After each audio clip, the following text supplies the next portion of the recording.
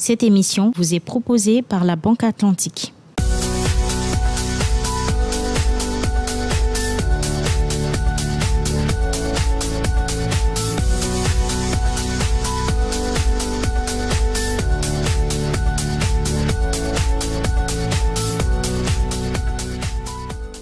Mesdames et messieurs, bonsoir. Merci d'être avec nous pour ce nouveau numéro de Business Première, votre magazine consacré à l'économie africaine. Au menu de ce numéro, le pétrole, véritable bénédiction pour l'Afrique. C'est ce que nous démontrera notre analyste financier Lo Damas. En seconde partie d'émission, nous nous ferons le plaisir de recevoir sur ce plateau un homme au parcours atypique. J'ai nommé Monsieur Ebrotier Laurent. C'est un opérateur économique qui exerce dans le milieu des secteurs de transport de marchandises, mais également de l'hôtellerie. Mais pour l'heure, je vous propose de faire un bref tour d'actualité africaine et ça se passe dans les news.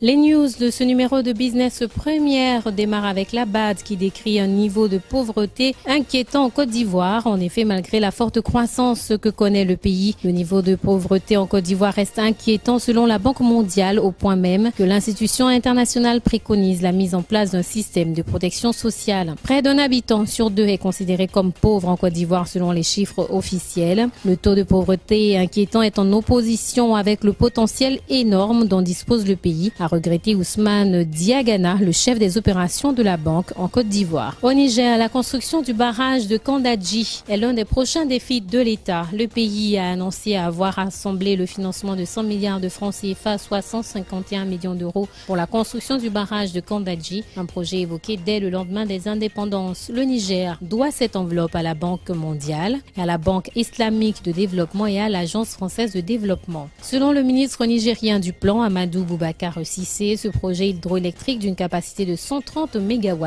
situé à 180 km au nord-ouest de la capitale Niamey, devrait permettre au pays d'Afrique de l'Ouest, qu'est le Niger, d'atteindre l'autosuffisance en matière d'électricité. Hormis l'électricité, le projet hydroélectrique de Kandadji permettra l'irrigation de 45 000 hectares de terres agricoles, ce qui satisfera les agriculteurs nigériens soumis à une pluviométrie peu abondante et parfois rare. Ce gros œuvre devrait être terminé en 2017. Son coût total devrait avoisiner le milliard de dollars. La tranche de financement que vient de décrocher le gouvernement nigérien va couvrir la construction de la centrale électrique, l'installation de lignes électriques et la relocalisation des 40 000 personnes affectées par le projet. Et puis le leader des téléphériques Poma s'installe en Algérie après Alstom et Renault. Le leader mondial Poma crée une filiale en Algérie en partenariat avec des entreprises locales. Il s'agit de EMA, l'entreprise du métro d'Alger, et de Etuisa, entreprise de transport urbain et sururbain d'Alger. Les partenariats industriels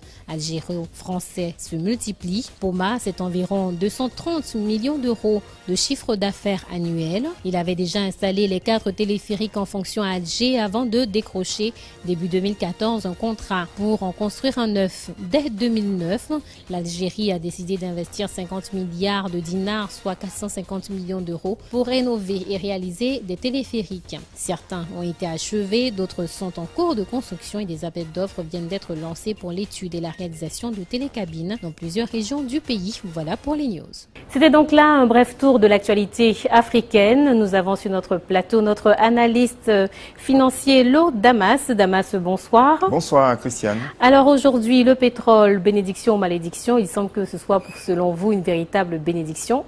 C'est en tout cas la question à laquelle vous devez de répondre ce soir pour nos téléspectateurs. Effectivement, il y a un débat à ce niveau. Est-ce que le pétrole est une malédiction pour l'Afrique? Est-ce que le pétrole est une bénédiction? Mais à notre humble avis, le pétrole constitue une bénédiction pour l'Afrique et nous allons le démontrer tout à l'heure. Eh bien, je vous propose de le faire même tout de suite, d'ailleurs, dans notre reportage. Roches liquides d'origine naturelle et huile minérale composée d'une multitude d'hydrocarbures, le pétrole est devenu l'une des ressources naturelles les plus précieuses dont le prix et la valeur occupent une place très importante sur le marché international des matières premières. L'exploitation de cette source d'énergie fossile et d'hydrocarbures est l'un des piliers de l'économie industrielle contemporaine, car le pétrole fournit la quasi-totalité des carburants liquides, fuel, gazole, kérosène, essence, GPL, etc. Le caractère précieux de cette substance chimique lui a valu le synonyme de l'or noir, mobilisant du coup plusieurs investisseurs à l'affût de la manne pétrolière. Une fois mon expérience acquise et avec l'ambition qui m'est propre, j'ai décidé de me lancer dans le secteur du trading de produits pétroliers. Donc c'est l'occasion de s'exprimer, c'est l'occasion de créer de la valeur, c'est l'occasion de créer de la richesse, c'est l'occasion de créer des emplois. C'est un secteur qui est plein d'avenir. C'est un secteur qui est encore assez vierge, notamment dans les pays d'Afrique noire francophone. Au niveau mondial, les statistiques de l'année 2013 établissent que la Russie occupe le premier rang des pays producteurs de pétrole avec 10 millions de barils jour, suivi de l'Arabie Saoudite qui génère 9,8 millions de barils par jour. Concernant les pays africains, c'est le Nigeria qui vient en tête de peloton avec 2,36 millions de barils par jour, talonné par l'Angola avec sa production journalière de 1,78 millions de barils. L'Afrique produit donc environ 8,5 millions de barils de pétrole brut par jour, soit environ 11,2% de la production mondiale. Le continent africain détient par ailleurs 8% des réserves mondiales conventionnelles de pétrole. Les gisements identifiés en Afrique conservent leur importance. En plus, les relations économiques, les relations commerciales entre les partenaires techniques et les pays africains producteurs sont très très bons, très forts et très anciens. Donc en termes de production de matières premières, l'Afrique, à mon avis, va rester bien nantie et bien logée pendant de nombreuses années encore. Avec ces énormes ressources pétrolières dont elle dispose et face à la demande mondiale toujours existante, l'Afrique a ainsi une opportunité historique pour rentabiliser ses revenus pétroliers. Une prise de conscience émerge de plus en plus sur le continent africain pour une meilleure gestion de cette manne pétrolière. La mise en place de fonds souverains en Angola, au Nigeria et en Libye pour diversifier les revenus pétroliers sont des signes importants qui montrent que l'après-pétrole est déjà envisagé par les Africains. La montée en puissance des compagnies africaines dans le secteur pétrolier pour concurrencer les multinationales atteste que le transfert de compétences est effectivement en cours et que les places offshore et autres puits de forage peuvent également être conquis par les Africains. En clair, contrairement aux avis pessimistes, la manne pétrolière prend l'allure d'une bénédiction pour l'Afrique, surtout que l'or noir occupe un pan important dans le financement de plusieurs économies africaines. Pour que l'Afrique puisse tirer un meilleur bénéfice de la manne pétrolière dont elle dispose, il faut que les hommes soient formés et bien formés. C'est la première chose. 2, il faut que ces mêmes hommes puissent avoir l'occasion de s'exprimer professionnellement, soit en entreprise, soit à travers un investissement qui leur est propre. Il faut une meilleure redistribution des bénéfices et des retombées des transactions pétrolières, que ce soit sur les produits finis, donc la taxe sur les produits pétroliers, ou que ce soit sur les matières premières, donc les bénéfices qu'on fait en vendant des cargaisons de pétrole brut. À travers toutes ces potentialités mises en exergue, plusieurs spécialistes des matières premières sont d'avis que de belles perspectives se profilent à l'horizon pour l'Afrique dans le secteur pétrolier. L'avenir nous appartient vraiment. Je veux dire qu'en termes de potentiel de formation, il y a énormément encore à gagner. Donc je suis persuadé que dans 10 ans, il y aura beaucoup plus de personnes comme moi qui ont la formation que j'ai eue, mais qui ont aussi l'expérience que j'ai eue et qui auront envie de se lancer dans une aventure personnelle. L'éclosion de nouvelles variétés de pétrole, telles que le pétrole de schiste, la légendaire corrélation entre l'actualité géopolitique et les cours mondiaux du pétrole, les découvertes progressives de nombreux puits pétroliers dans les bassins africains montrent que l'or noir nous réserve encore d'agréables surprises dans les années à venir. Alors au vu de cet élément, il semble clair que le pétrole soit pour l'Afrique une source de revenus. C'est une véritable richesse qui présente de nombreux avantages. Oui. Comment évolue le cours du pétrole sur les marchés internationaux des matières premières déjà? À l'entame de l'année 2014, le baril WTI, c'est-à-dire le pétrole du Texas, cotait $100 le baril. Mais à l'heure actuelle, on se retrouve à autour de $77 le baril. Et donc, si vous faites le rapport, on est à autour d'une baisse de 23% sur le marché mondial du pétrole. Cette baisse peut facilement s'expliquer. C'est parce que l'offre est plus importante que la demande journalière en termes de pétrole. Et aussi, les principaux consommateurs au niveau mondial, c'est-à-dire les États-Unis et la Chine, ont actuellement de petits problèmes économiques. Et donc, tout cela se ressent au niveau des cours mondiaux du pétrole. Pour l'instant, on observe une chute généralisée, mais à notre sens, on devrait aussi voir une remontée des cours très bientôt, parce qu'il y a de belles perspectives à l'horizon. Alors pourquoi est-ce que vous prenez le baril du Texas alors que là on est en l'occurrence en Afrique? C'est quoi? C'est la référence sur les marchés internationaux? Oui, en termes de cotation du pétrole, il y a plusieurs références. Il y a le baril du Texas, il y a le baril de Brent, etc.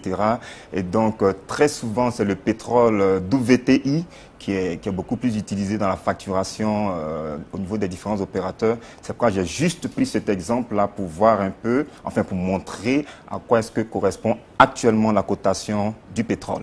Et quel est le positionnement des pays africains dans le classement mondial des producteurs pétroliers? Oui, quand nous prenons le classement mondial des producteurs de pétrole, précisément le classement à fin 2013, ce classement est piloté au niveau mondial par la Russie.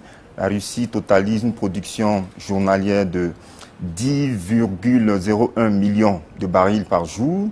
Les États-Unis viennent en troisième position avec 7,45 millions de barils par jour. Et en 11e position, on a le Nigeria, qui est le premier producteur de pétrole au niveau de l'Afrique. Le Nigeria totalise 2,36 millions de barils par jour, soit 3,11% de la production mondiale de pétrole. Mais quand on prend l'ensemble des pays africains produisent 8,5 millions de barils par jour, soit environ 11,2% de la production mondiale. Et quand on parle de réserve mondiale, là on parlait du poids donc de la production africaine en matière de production, mais quand on prend l'aspect réserve mondiale, que représentent aujourd'hui les réserves africaines? Oui, au niveau des réserves également, l'Afrique représente une part très importante. Au niveau mondial, le premier pays qui a les plus grandes réserves pétrolières, c'est le Venezuela. Le Venezuela totalise 297 milliards de barils, soit à peu près 24% des réserves mondiales. Mais quand nous revenons à l'Afrique, l'Afrique est pilotée à ce niveau-là par la Libye. La Libye totalise 48,5 milliards de barils comme réserve, soit à peu près 4% des réserves mondiales. Donc, quand nous faisons l'addition de tout ce que l'Afrique a comme réserve au niveau mondial, l'Afrique représente autour de 8% des réserves pétrolières mondiales. Donc également, vous voyez que l'Afrique pèse effectivement au niveau de tout ce qui est réserves pétrolières prouvées et qui constituent des réserves vraiment importantes au niveau du marché des matières premières. Le pétrole est aussi appelé or noir. Alors avec autant de réserves, on s'attend à ce que le continent présente bien plus de signes de richesse.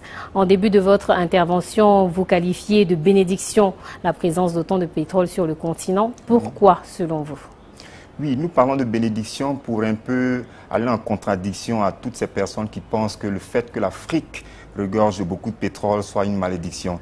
Les gens parlent très souvent de malédiction. Pourquoi? Parce qu'ils se disent que la manne pétrolière africaine est mal gérée. Lorsqu'on découvre du pétrole dans une zone, tout de suite il y a des conflits, il y a des guerres qui éclatent. Et donc les gens préfèrent beaucoup plus voir l'aspect négatif. Nous sommes plus positifs à ce niveau-là. Quand nous observons certains facteurs, nous déduisons tout de suite que le pétrole est une réelle bénédiction pour l'Afrique.